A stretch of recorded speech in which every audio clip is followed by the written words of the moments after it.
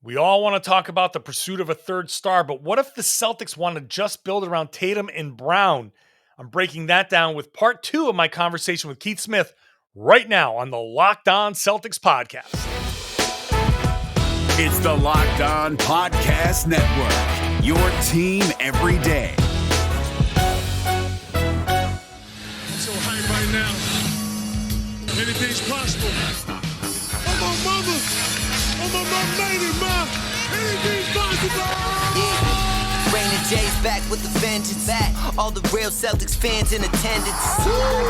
This the truth like 34. Yeah. This like walking in the garden when you hear the roars. The crowd goes crazy. Most in-depth coverage on the daily. Mainly podcast royalty, the content kings. When you talking about the franchise with 17 rings. Focus like Danny at the deadline. Global, but it got a local feel like the red line, the blue line, the green line. Play it in between time. I'ma throw my C's jersey on in the meantime and press play. When the F's done, I can't wait until the next day. Trying to stay in tune with the C's, that's the best way. Melly. Hey there, welcome back to the Locked On Celtics podcast. Thank you for making the show part of your daily routine. I'm John Karalis. I cover the Boston Celtics for Boston Sports Journal, and I have written a book called The Boston Celtics All-Time All-Stars, which you can get anywhere books are sold and on my website, johnkaralis.com, for $30 if you want a personalized signed copy. I am continuing my conversation today on Friday with Keith Smith of Sport Track and Celtics blog and a million other places. Follow him at Keith Smith NBA on Twitter. Yesterday, if you missed it, yesterday was the conversation about what if the Celtics, where are they in their pursuit of a third star? Where does the Evan Fournier traded player exception come in? Where does the Marcus Smart, where does that put them financially? Today, it's what happens if they don't want to pursue a third star? What if they want to build a team a little differently? Let's get into that right now with Keith Smith.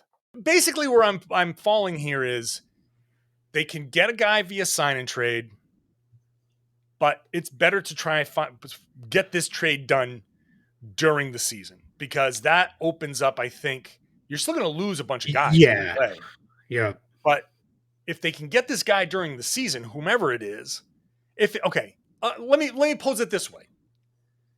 If it's Beal, if it's Zach LaVine, if I'm trying to mix in some other big names here so people don't think I'm just obsessed with Beal.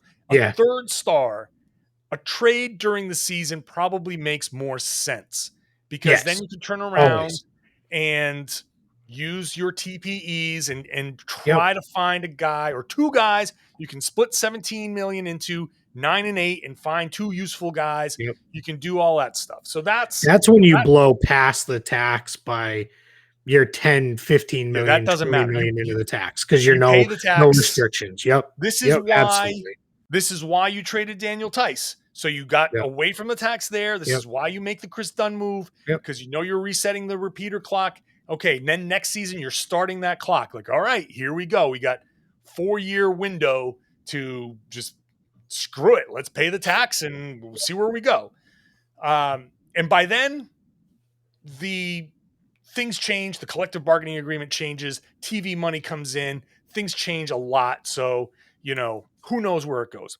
But second scenario, what if it's not a third star? Again, going back to my beginning of the podcast here, this is a full year of evaluation. And that evaluation includes where is Jayson Tatum in his ascension?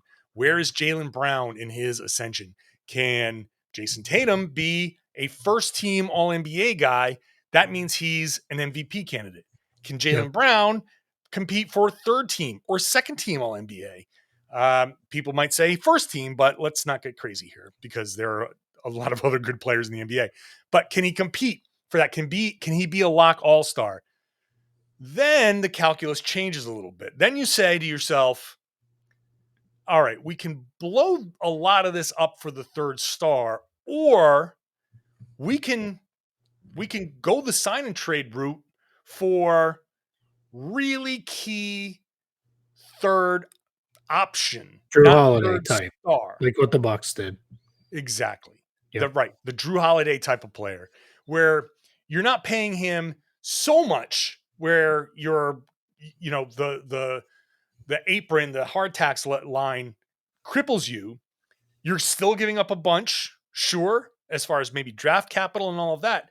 But the guy that you bring in is a $25 million player. And that extra $20 million in that room, the way you had calculated, you had what, 14 million in room before. So now you've got like 35 million to spend to fill out the rest of your roster. Maybe you haven't given up as many of the young guys. Maybe you can hold on to an Aaron Nesmith or a Robert Williams or somehow somebody, one of those guys in that scenario. Now you've got 35 million. Now you've got traded player exceptions. You can use the entirety of the 17 if you want and not be completely handcuffed by the by the hard cap line. So we do have to consider that part of November, December, January is how good is Jayson Tatum going to be? How good is Jaylen Brown going to be? And do we need that third star to truly compete with the Brooklyns and Milwaukee's, and if Philly gets their act together, Miami, whatever, of the world? Yeah, I'm with you. And that's where I think what kind of gets left out a little bit in this. And I don't think it's necessary with Celtics fans, because I think Celtics fans we need to add a third star to Tatum and Brown because they're already stars 1 and 2. I think on a national level, it's a little bit who is Boston's star sometimes. And I think it's Jayson Tatum. Like he's, I don't know anybody who feels like Jayson Tatum wasn't at least close to being an all-NBA player for a second straight year. And now I just look at it as you have Jayson Tatum coming back from the Olympics. We've seen, we could go for the next 2 hours giving examples of guys who use the Olympics as a springboard for a massive season, especially when they're just starting to enter their prime like Tatum is. Then Tatum also, he is not happy that he missed All-NBA. It doesn't take much for him to bring it up. And it's not like he's walking around with a sign around his neck, but he is pretty, when it even leans towards that, he makes sure everybody knows. So I think we're getting Jayson Tatum coming back from a disappointing season where he missed a whole bunch of time due to COVID, Olympic springboard with a chip on his shoulder. If he's not second team All-NBA this year, I'm going to be surprised. And that's a tough line to crack because that forward line is tough. There are a lot of good forwards. But to me, this is Jayson Tatum makes the superstar leap. Jaylen Brown right behind him. I think I'm comfortable now in saying Tatum's the number 1 and Brown is the 1A number 2 on this team. I just think Tatum's just that much further ahead of Brown. We've seen him do some stuff that just Brown can't. Brown's never going to score 60 points in a game. It's just not who he is. And that's not, and you know what? There's a lot of really good players who are multi-time all-stars that are never going to score 60 points in a game. Right. But I think now it needs to change for everybody's mindset of they have their 2. Now it's, do you need a third, or can you do what you said? Go with, he doesn't need to be a star. He just needs to be really good. Just needs to be a really good third guy. And part of me says, is it crazy to think it could be Marcus Smart for half of what Jrue Holiday makes? Marcus Smart, when healthy and with the right guys around him, which was clearly not last season, I still think is the best defensive guard in the game. I think he's that much of a menace. He covers everybody. You can switch him on to anyone. I mean, just think 2 years ago when everybody was at the kind of the peak of the Marcus Smart love, he was guarding Kristaps Porzingis and completely shut him down. Now, guarding him well. I was going to say, I'm not sold that I couldn't. You might be able to shut him down. You've got a little bit more size than I do. I got probably more bulk than you. I could probably lean on him a bit, but get into his legs. But that's where we loved Marcus Smart, right? So I'm not saying Marcus Smart is Jrue Holiday because he's not as good of an offensive player as Jrue Holiday is.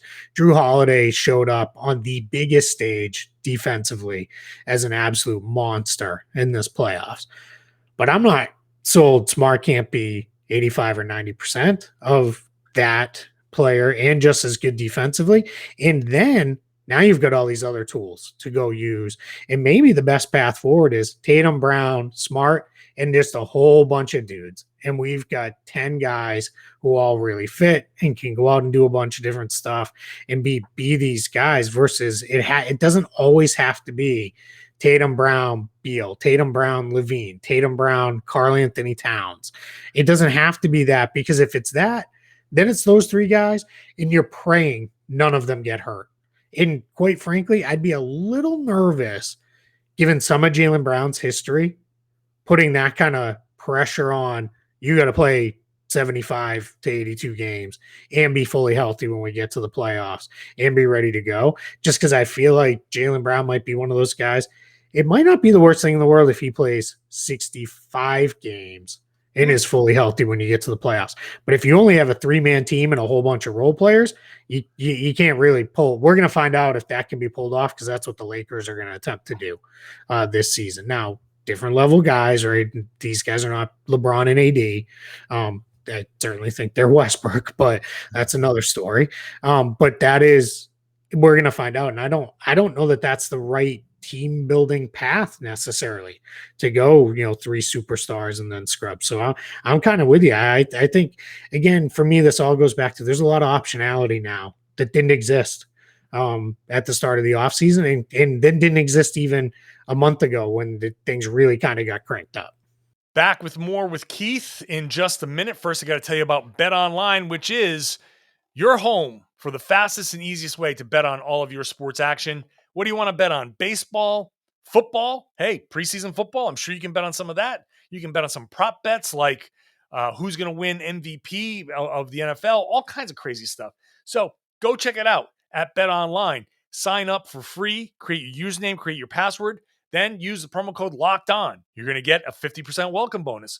So whatever you deposit after you make you sign up and make your first deposit, $100, $50 welcome bonus. $200, $100 welcome bonus. That's the 50% welcome bonus on your first deposit with the promo code Locked On. So don't sit on the sidelines anymore. Get into the game. Head on over to BetOnline, your online sportsbook experts. Please gamble responsibly. As far as Marcus Smart goes, it'd be very interesting, again, just to see exactly where he lands in you're the regular point guard. Yeah. And all of the defensive stuff. I do want to address, like, a lot of people I've seen and heard but his defense took a step back last year. And, okay, he did get hurt. Yeah. It was right. Like, the entire league defense was worse. Like, the Lakers had the best defense in the league. I forget what their defensive rating was, something like a 106, which would have been the worst defense in the league like 15 years ago. Yeah. So I don't even know if it was that long ago. It might have only been like 6 years ago. Right. But yeah. And the point is, like, okay, everybody's defense suffered last year. So I've been preaching like hell on this podcast. Be careful of what you carry over from last season as gospel, because there could be a lot from last season that was just pure aberration, and we don't know yet. Last season was, again, go back to asterisks and stuff. I'm not going to put an asterisk on any season, but if you were to pick one, it would have been this past season, because of the short turnaround, because of the condensed schedule, because of all of the COVID suspensions, and they reschedule a bunch of games and just jammed them back in like 3 weeks later, and suddenly you're playing 4 games in 5 nights, and it's the whole thing was a mess. So I am not sold on Marcus Smart's defense taking an actual step backwards. I think everybody's defense suffered. He got hurt. He was asked to do a whole lot more because Kemba wasn't there regularly, so his role kind of changed a lot. He was filling in for Smart, for Tatum or for Brown or for whomever. Plus, he had like deaths in the family and in his close friends. Like, he had a really rough season off the court. So I am prepared to kind of like clean slate this at the beginning of the season and see, all right, you had this rough season and all of that. Let's see, versus people just saying, well, that's a strike against him. I am not sold that that's a strike against him. I think Marcus Smart, he's still 27 years old. He's still in his prime. I still think people forget how young he came into the league. Yeah. Right. So people are talking about him like, oh, his defense took a step back last year. Like he's 33. He's 27 years old. So I think the role, which is right for him, I think playing for Ime Udoka, who is defensive minded, a fresh start there is going to work for him. I think everything's going to work in Marcus Smart's favor. Still, the Celtics are set up to make a deal, some sort of sign and trade. They are set up to cash in on some kind of player. They have expiring contracts. They have a number of ways to pull aside. They can take a player into that Fournier traded player exception. And if the guy that they're looking for makes 17 or will take 17, boom, there you go. Yep. So this whole notion of third star that we've all been talking about, and I've been talking about it a ton. I'm guilty of it too. It's not necessarily the way this has to go. We're fixated on it. A lot of us talk about it. It's not necessarily the way this has to go. And it'll be really interesting to see where all of these pieces fall and how the Celtics can add around. And I've made this point before as well. Tatum and Brown especially, I think are going to go out there and bust their asses for Ime Udoka because they not only advocated for him, they've advocated for more black head coaches in the NBA, and they're not going to sit here and be the reason why a new black head coach getting an opportunity in Boston is going to fail. They are not going to be the reason for this. If it doesn't work out, it's just going to be, hey, it didn't work. But it's not going to be for lack of trying. I think these guys, especially your two leaders, are going to be especially motivated, and that's going to play a big role in how successful this team is. And it adds to the Tatum is going to have that chip on his shoulder. Brown is going to have that chip on his shoulder. I mean, Tatum did have enough points to make that third team All-NBA. He just got screwed by the positional thing, and Kyrie got in over him. So all of that stuff, I think, is going to lead to some just added push from the three main guys. And that alone could have an impact on what Brad Stevens decides to do around those three guys. Agreed. And if I can say, just to go back to the Smart stuff, Marcus Smart is going to come down the court and pull a three-pointer with 20 seconds on the shot clock after he's made two in a row. Because that's just who he is. And you know what? Sometimes that third one goes in and we all go crazy and we laugh and we say, there's Marcus. And sometimes it goes 5 feet wide of the rim and doesn't, knock somebody's beer off. We say, that's Marcus. We laugh. Yeah, that's it. And we laugh and say, well, that's Marcus. He check. But I don't think we're going to see him come down and pull with 20 seconds left on the shot clock without a pass unless he's hit a couple in a row. I think we're going to see him really play to set things up. I think he is probably the one player who has probably heard Ime Udoka. Has he given an interview yet where he hasn't mentioned we need to move the ball more? It's a constant theme with him. And clearly, he pokes some fun at Brad, but clearly that's a thing for him. Right. And he came from the Spurs. I know he's been with the Nets and the Sixers, but he's a Spurs guy. And what is the Spurs whole thing predicated on?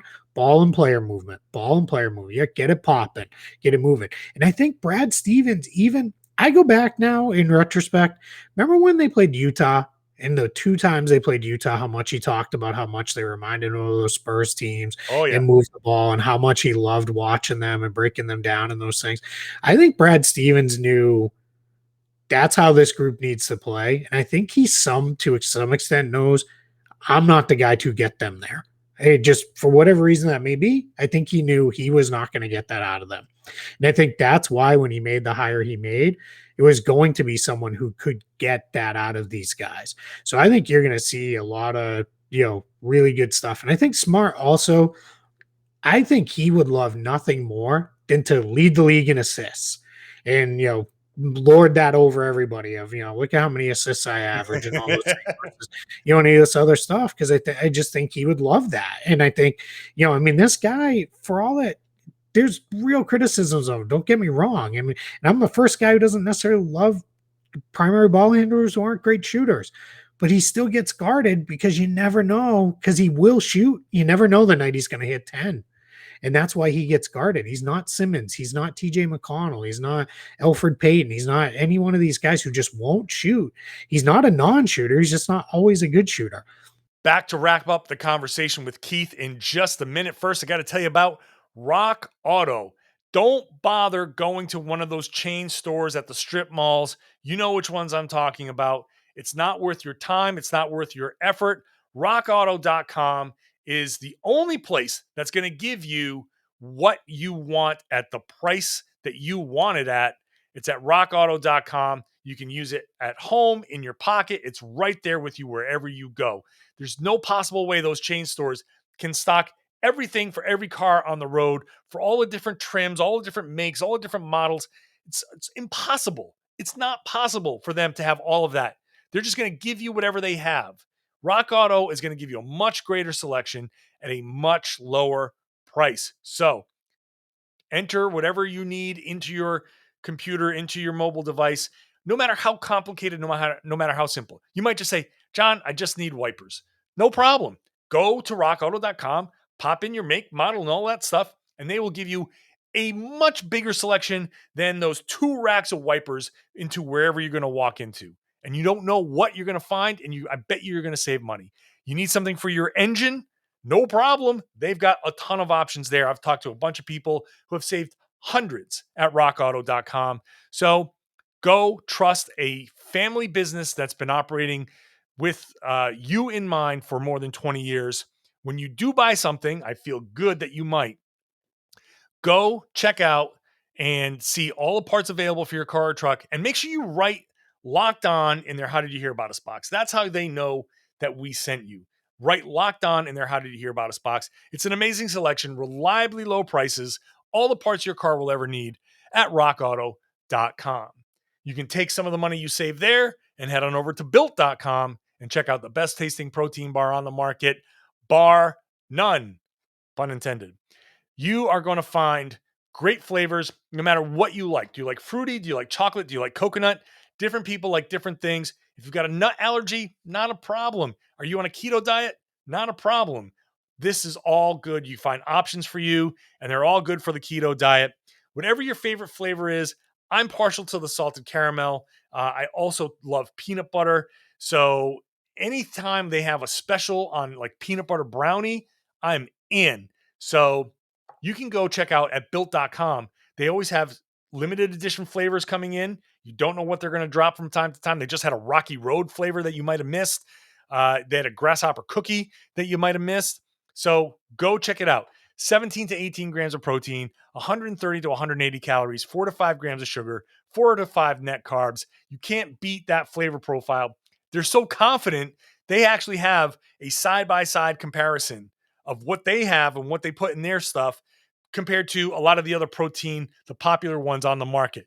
So they don't hide anything at built.com. Go check it out. You'll see for yourself. They're the official protein bar of the U.S. track and field team. So if they trust Built Bar, you can trust them too. Go to built.com, use the promo code LOCKED15 to get 15% off your order. LOCKED15 every time you use it, every time you go. So go right now, buy just a simple assorted box. It's one box, figure out what flavor you like, then go back. Stock up on the flavors that you do like. Use the promo code LOCKED15 again. You'll get 15% off every time at built.com. The other thing I'll say as far as the roster building goes, I am more guaranteed now that Al Horford will have his contract fully guaranteed by the Celtics for next season than I have been at any point. If for no other reason, it becomes a $26 million trade chip. That is huge. And what then you could do is, so let's say we get into a position where Smart's season hasn't gone very well, and now we're into the off season, and they say, all right, you know what, we tried and we got you paid already. Now Horford and Smart together, that's $43 million. Not a player in the league you can't go get with that. And that becomes Smart on a pretty reasonable number where any team would say, yeah, we'll take him at 17 million. And Horford is an expiring contract, which is always, easy to move. I mean, we see expiring. I mean, Russell Westbrook just got traded again for a third time on an untradeable contract. It doesn't, there's no such thing. I also think the other thing that could happen is if we're in this season, then let's say we're into we're approaching the trade deadline. Yeah, it just isn't working with Smart. It's not going the way we want it to go. Well, then you package him and Horford together now. It's basically the same pitch you're selling a team, except that team could acquire Horford and then waive him for only 14 million on the books and say, all right, that makes more sense for us. And you go and do that. And maybe that's a position where, let's just say Damian Lillard finally is, I've had enough. Well, now that's enough money to get you in the room for a Damian Lillard conversation where, hey, you're replacing Lillard with Smart, and then you waive Horford because if you're trading Damian Lillard, you're resetting anyway. So why not, do this, and we'll throw you a couple first-round picks, and off we go. And I'm not saying that's the right move or that's the thing, but those are the things you can do now that weren't necessarily going to be available to them the way things were shaping up before. And that's part of why you signed Smart. I think he has more value now than he would as an expiring contract, because if he went into free agency, I don't care if you don't like Marcus Smart very much, he was going to have a whole bunch of teams all over him because coaches like Marcus Smart, front offices like Marcus Smart. That's why I never bought the whole Brad Stevens is tired of him, wants to trade him stuff. And I try not to trash other people's reporting because I think everyone does it in good faith. I think they do hear things. I personally was like, that never jives with anything I've ever heard. It goes kind of against everything that Brad has said. So yeah, that's just, for me, I never felt like that was a thing. And then, right, you're right. It is important to bring up the flexibility of trading Marcus Smart because it is possible. We believe certain things about what Marcus Smart will be, can be, and all of that. It's very possible that we're wrong about that for sure. There's no doubt about that. He might feel empowered to do, more, ridiculous shots, and then at some point, whatever. But I don't think it's going to happen.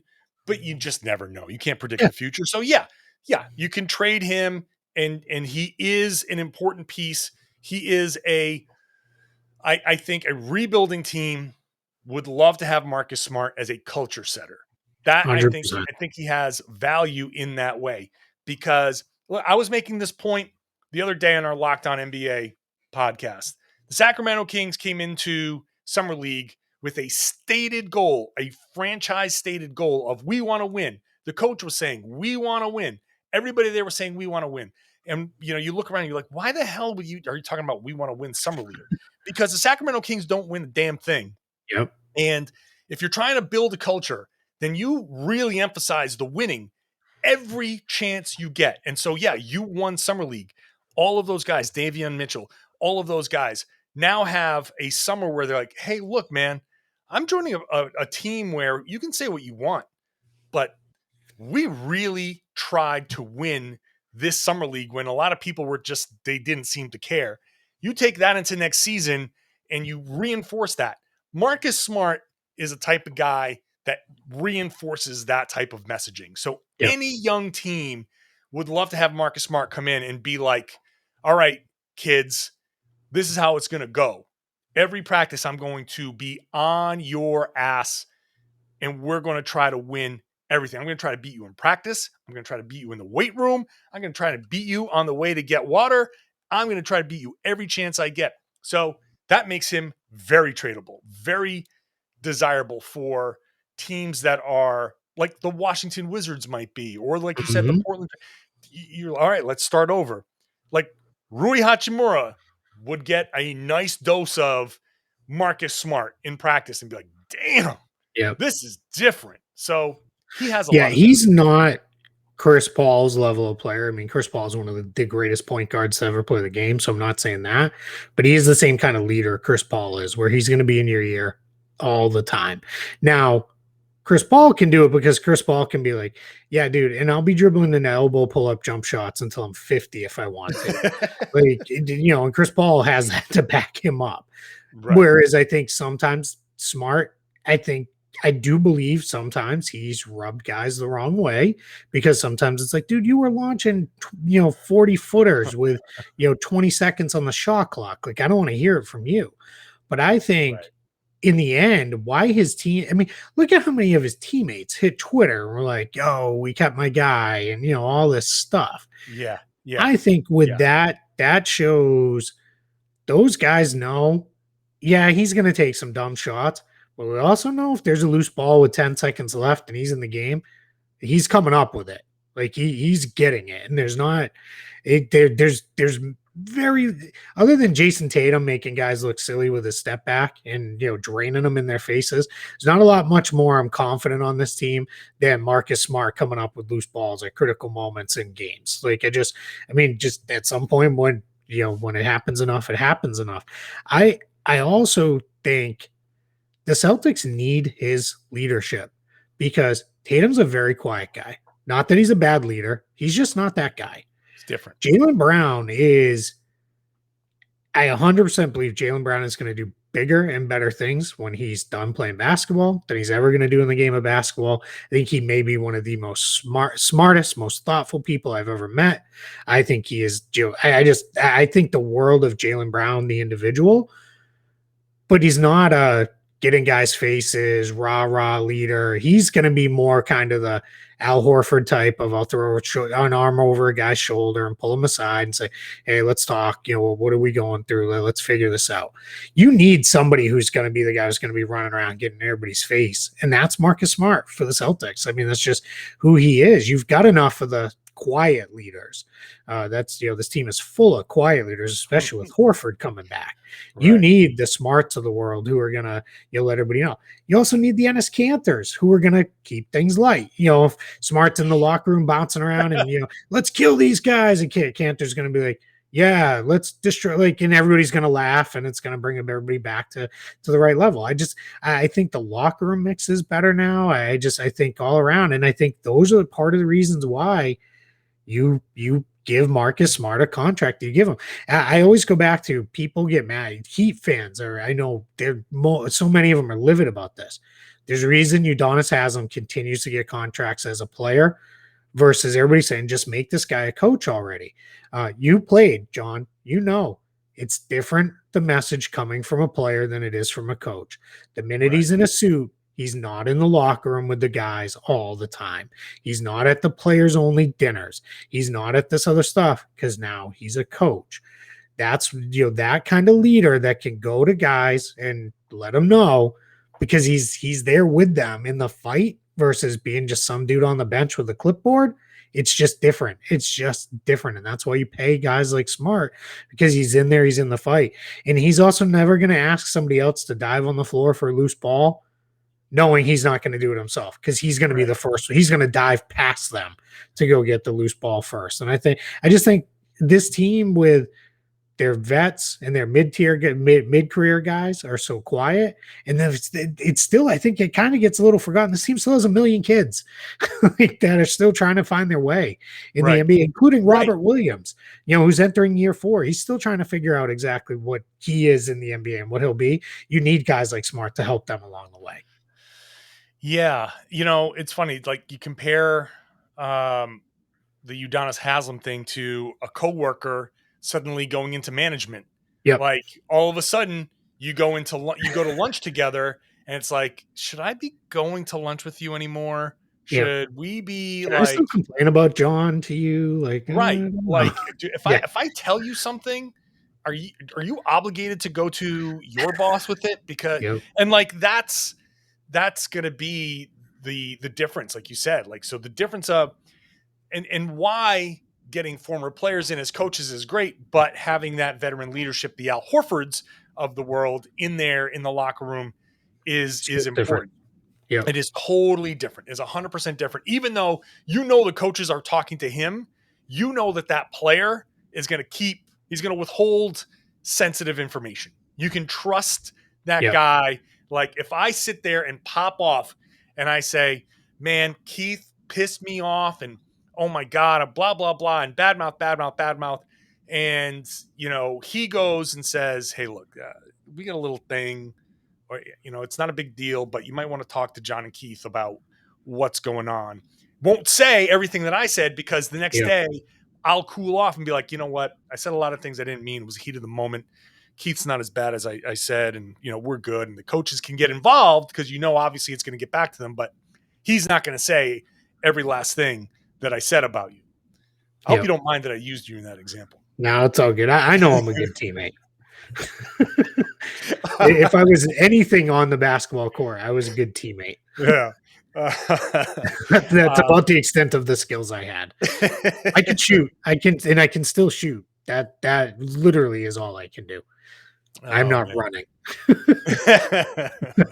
I tell you, at my age, I was out there shooting around earlier today, and it was like, oh man, the ball I missed, of course, because I'm an old man now, and the ball bounced this way. I was like, maybe I just want to go buy another ball. That one belongs to the court now. That's it. I played it directly towards me. I'm like, oh. I went to the court just you're probably the same way as me. I go sometimes just like it's a good way to clear my head. As I'll just go get some shots up. And I was just literally shooting free throws. And that's been probably the best thing I could do as ever in my playing time was shoot free throws. And I was just, when I was making them, and then a bunch of kids-ish, they were probably 20 to 25 showed up. And they were like, hey, we need one more. You want to play? And I knew I should have said no. I was like, my answer should have been no. And I was like, I remember being 20 to 25. I just want to play 3-on-3 and I need one more. All right, I'll play.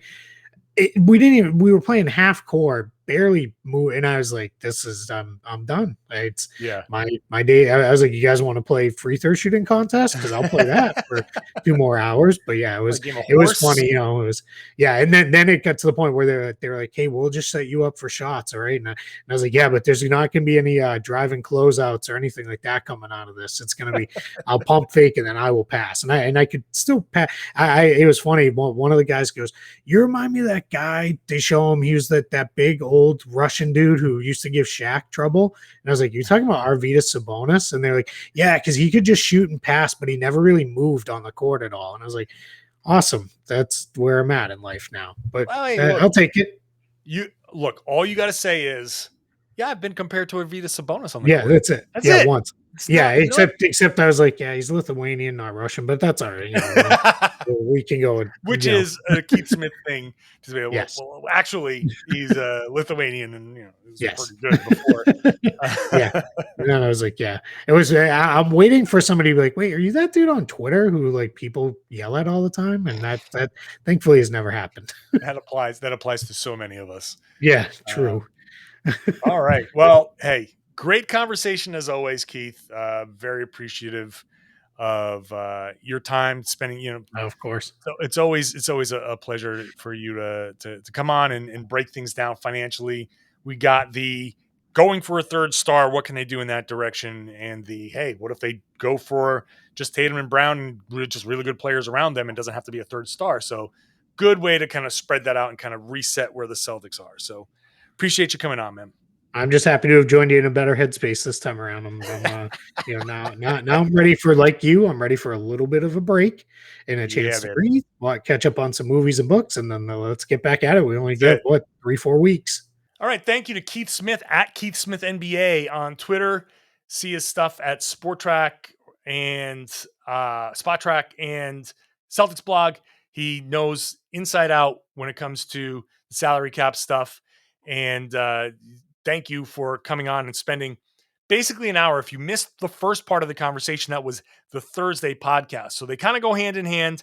A lot of stuff that was explained in the first half of the podcast is kind of glossed over in this one. So make sure you're getting both shows to get the full experience. You would have gotten them if you subscribed. They would have come directly to your device if you're listening, or you would see it on YouTube. If you click that little bell there and get notified, or if you subscribe, you'll know that both of these shows were available and you can check them out. Most important thing, though, is to share the podcast. I got a lovely message, a DM from somebody who said, just started listening to the podcast. You like the show. And I got a few people listening to it too. That is Music to my ears. That is exactly what I want to hear.